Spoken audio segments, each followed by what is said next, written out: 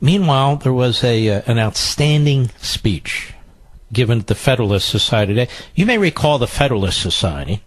According to the Democrats, it is a right-wing organization. See, anything or anyone that believes in the original intent of the Constitution is a right-winger, according to the left-wing kooks. But the Federalist Society is a very good organization that promotes the original intent and textualism in interpreting the Constitution, which apparently is very, very provocative. But John Bolton was there today, and he gave an outstanding speech, and we're just going to touch on a few points that he raised.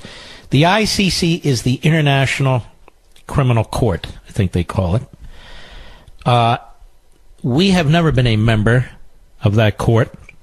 That would mean that we confer our sovereignty on this international court that would adjudicate issues with respect to our soldiers and sailors and airmen and Marines and Coast Guard, our politicians. The judges come from different countries all over the world. Now, I can assure you, if Hillary Clinton had gotten elected president, that we'd be members now of the ICC. This is why these elections are so crucial, ladies and gentlemen. But this president has not only said no, he has said hell no. And through John Bolton, his outstanding national security advisor, he also had this to say today. Cut 17, go. Today, on the eve of September the 11th, I want to deliver a clear and unambiguous message on behalf of the President of the United States. The United States will use any means necessary to protect our citizens and those of our allies from unjust prosecution by this illegitimate court. We will not cooperate with the ICC. We will provide no assistance to the ICC, and we certainly will not join the ICC.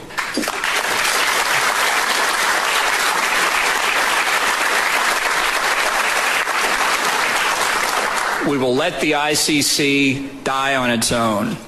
After all, for all intents and purposes, the ICC is already dead to us. Well, that's good stuff. By the way, the screamer in the background was Code Pink, of course. The Hate America organization. There's so many of them, it's hard to keep track of them anymore. Now, why? Why would we have nothing to do with the ICC? Cut 18, go. First, the International Criminal Court unacceptably threatens American sovereignty and U.S. national security interests. The prosecutor in The Hague claims essentially unfettered discretion to investigate, charge, and prosecute individuals, regardless of whether their countries have acceded to the Rome Statute. The court in no way derives these powers from any grant of consent by non-parties to the statute. Instead, the ICC is an unprecedented effort to vest power in a supranational body without the consent of either nation states or the individuals over which it purports to exert jurisdiction. It certainly has no consent whatever from the United States.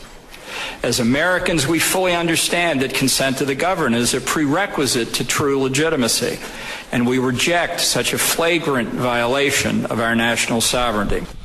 Amen. Amen. I mean, seriously, look at the smart things, the solid things this administration does. Look at their policies. Now, you may have disagreements here and there, but by and large, look at this. The alternative is Hillary. It's not a binary choice. Well, I don't know. People who say that, I don't know where the hell they're voting or what the hell they're thinking. It looks pretty binary to me. Now, what about the Palestinian Liberation Organization office, the PLO? Remember when the PLO was considered a terrorist organization? Cut 19, go. Israel, too, has sharply criticized the ICC. While the court welcomes the membership of the so-called State of Palestine, it has threatened Israel, a liberal, democratic nation, with investigation into its actions in the West Bank and Gaza to defend its citizens from terrorist attacks. There has also been a suggestion that the ICC will investigate Israeli construction of housing projects on the West Bank. The United States will always stand with our friend and ally Israel. And today, reflecting congressional concern with Palestinian attempts to prompt an ICC investigation of Israel, the Department of State will announce the closure of the Palestine Liberation Organization office here in Washington, D.C.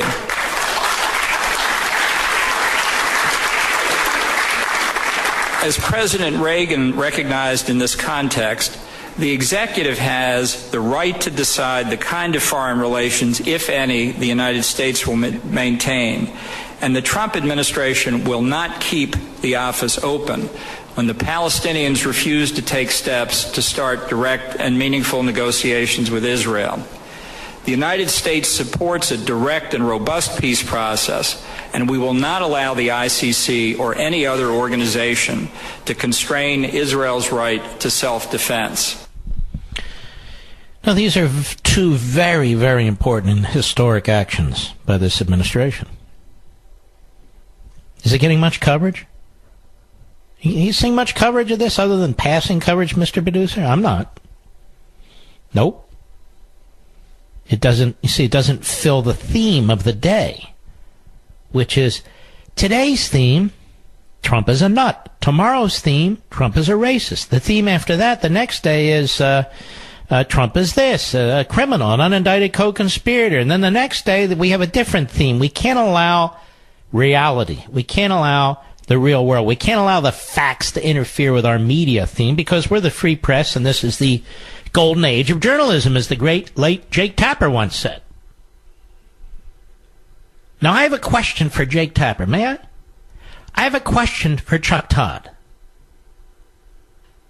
I have a question for George Stephanopoulos, the Three Stooges of media, all of whom have worked for Democrat politicians in the past and Democrat causes in the past. What makes you journalists? What makes you a journalist? You take some kind of test? You have some kind of certificate? What makes you a journalist? I'm curious. You have tried to professionalize what you do. You claim to. So you are now professional journalist. What does that mean? You're a professional journalist. I'm quite serious with this question. How does Jake Tapper, what does he self-characterize? Stephanopoulos, same thing. Chuck Todd, the same thing. I mean, Chuck Todd writes a piece. He wants his fellow journalists, quote unquote, to rally against Fox News and talk radio and anyone who doesn't fall in line, because you see, we have created this negative view of the media. Not him and his cohorts and comrades. No, we have. But aren't we part of a free press too? Aren't I part of a free press? I don't pretend to be a journalist, but aren't I part of a free press? And don't I have free speech rights? That's the bottom line. According to Chuck Todd, not really. We're to be condemned by the other media elements. I'll be right back.